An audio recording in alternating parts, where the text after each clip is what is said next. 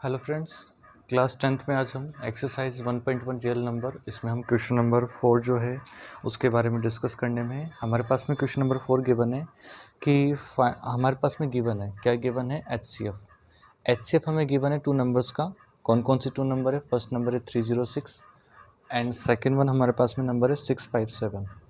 ठीक है, और हमें इनका एचसीएफ गिवन है 9 और हमसे पूछा है कि इसका एलसीएम निकालना है, फाइंड करना है हमें क्या एलसीएम। कौन कौन से नंबर का? ये हमारे पास में गिवन नंबर है 306 और कॉमा 657। इनका हमसे पूछा है कि एलसीएम हमें फाइंड आउट करना है कि एलसीएम क्या होगा। तो चलिए शुरू करते हैं। कैसे हम फाइंड आउट करेंगे? सॉल्यूशन में हम एक फॉर्मूला जानते हैं। क्या जानते हैं फॉर्मूला? कि LCM multiply HCF is equal होता है first number multiply second number. ये हमारे पास में फॉर्मूला होता है। क्या होता है formula? LCM multiply HCF is equal first number multiply second number. हमारे पास में एलसीएम हमें फाइंड आउट करना है, एलसीएम नहीं पता है हमें।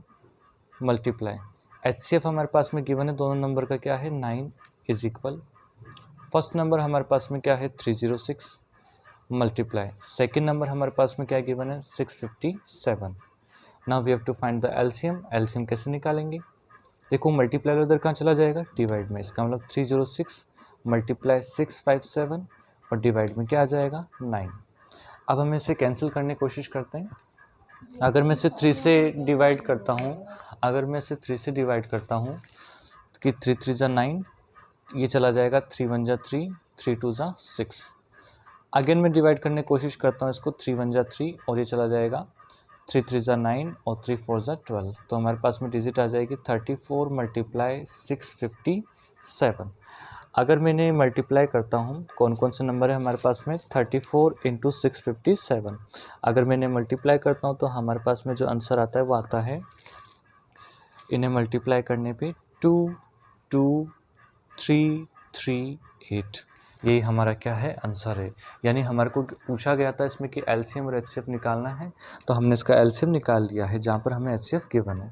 ठीक है, now question number 5, exercise 1.1 question number 5 देखते हैं हम। क्वेश्चन नंबर 5 हमें कह रहा है कि check whether 6 is to power n can end with the digit 0 for any natural number. हमें ये प्रूफ करना है या चेक करना है कि 6 की पावर n ये एंड होती है कि कहाँ पर? अगर हम लास्ट में क्या आना चाहिए 0। यानी इसका मतलब क्या है, इसको अब सबसे पहले हम एक्सप्लेन करते हैं कि अगर मैं n की जगह क्या रखता हूँ 1 तो क्या आएगा 6 की पावर 1। अगर मैं n की जगह क्या रखता हूँ यहाँ पे 2, यानी 6 का 2 यानी 6 मल्टीप्लाई 6 कितना आता है 36। अगर मैं 6 की पावर 3 रखता हूँ यानी 6 मल्टीप्लाई 6 यानी कितना आ जाएगा 216। अगर मैं 6 की पावर 4 रखता हूँ 6 की पावर 5, तो हम देख रहे हैं सब में लास्ट में क्या आ रहा है 666। लेकिन हमसे पूछा है कि हमें ये बताना है कि क्या लास्ट में कभी 0 आएगा क्या, और अगर नहीं आता है तो ऐसा क्यों होता है, ये आपको रीज़न बताना है। तो कैसे करेंगे इसको? थोड़ा सा ये थ्योरेटिकल है तो इसको देखते हैं कैसे करेंगे हम इस क्वेश्चन को। हमारे पास में गिवन था कि 6 की पावर n जो है इज इक्वल 0 जो है ये लास्ट में एंड करता है कि 0 पे।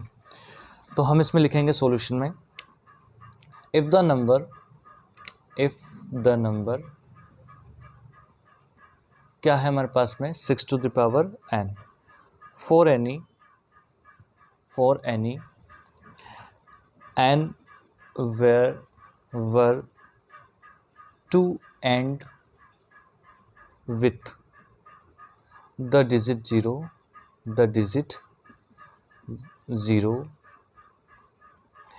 then it would be divisible by 5। अगर ये कोई नंबर है हमारे पास में 6 टू द पावर n, अगर इसके लास्ट में क्या आता है 0 आता है, तो इसका मतलब हम जानते हैं कि किससे डिविजिबल होगा 5 से, यानी 5 का पूरा पूरा भाग जाएगा, 5 का पूरा पूरा डिवाइड जाएगा। क्योंकि हम जानते हैं कोई भी ऐसा नंबर जिसमें लास्ट में से सपोज जो 0 आ रहा है, जैसे 10 है, 100 है, 50 है, 60 है, ये सारे नंबर किससे डिविजिबल है 5 से। इसका मतलब ये कह रहा है कि अगर हमारे पास में 6 टू द पावर n है, अगर लास्ट में 0 आता है तो किससे डिविजिबल होना चाहिए? कंप्लीटली 5 से डिविजिबल होना चाहिए। इसका मतलब ये है कि इसके जो फैक्टर आएंगे वो क्या आना चाहिए 5 के मल्टीपल में आना चाहिए। लेकिन अगर हम देखें 6 की पावर n को क्या लिख सकते हैं 2 मल्टीप्लाई 3 क्या होता है 6 होता है ना, की पावर n। इसका मतलब 2 की पावर n मल्टीप्लाई 3 की पावर n ऐसा लिख सकते हैं। यहाँ पर अगर हम देखते हैं तो यहाँ पे फैक्टर क्या आ रहे हैं एक तो 2 आ रहा है और एक क्या आ रहा है, 3 आ रहा है, जबकि हम देख रहे हैं यहाँ पे 5 के फैक्टर नहीं आ रहे। इसका मतलब क्या है कि इसमें जब भी हम लिखेंगे कि इसमें जो लास्ट में लिखेंगे कि लास्ट में क्या नहीं आ रहा है, इसमें 0 नहीं आ रहा है, क्योंकि यहाँ पे फैक्टर नहीं है 5 के। तो इसको हम थोड़ा सा थ्योरी के फॉर्म में लिख लेते हैं। कैसे लिखेंगे? So the only prime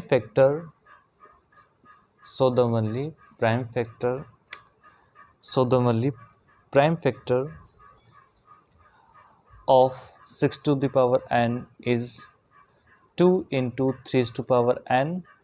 Here 5 is not factor. यहाँ पर क्या नहीं है, 5 इसका क्या नहीं है, फैक्टर नहीं है। सो 6 to the power n is not ending with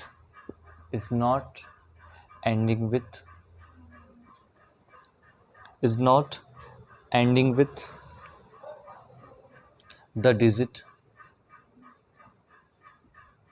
0। इसका मतलब क्या है कि हमारे जो 6 की पावर n है इसमें कभी भी लास्ट में क्या नहीं आएगा, 0। क्यों नहीं आएगा? अगर लास्ट में 0 आता इसका मतलब ये कम्प्लीटली डिविजिबल होता है 5 से, लेकिन हमने अगर 6 की पावर n के फैक्टर करेंगे तो क्या आएंगे, 2 इंटू 3। अभी हम यहाँ पे देखते हैं कि 2 और 3 बस ये दो ही फैक्टर आ रहा है ना, यहाँ पे 5 नहीं आ रहा है हमारे पास में। इसका मतलब ये कम्प्लीटली डिविजिबल नहीं होगा। अगर कम्प्लीटली डिविजिबल नहीं होगा तो ये जो हमारे पास में 6 की पावर n है इसमें लास्ट में क्या नहीं आएगा, 0 नहीं आएगा। ठीक है, तो मिलते हैं अपन नेक्स्ट वीडियो में। नेक्स्ट वीडियो में हम करेंगे क्वेश्चन नंबर 6 और क्वेश्चन नंबर 7।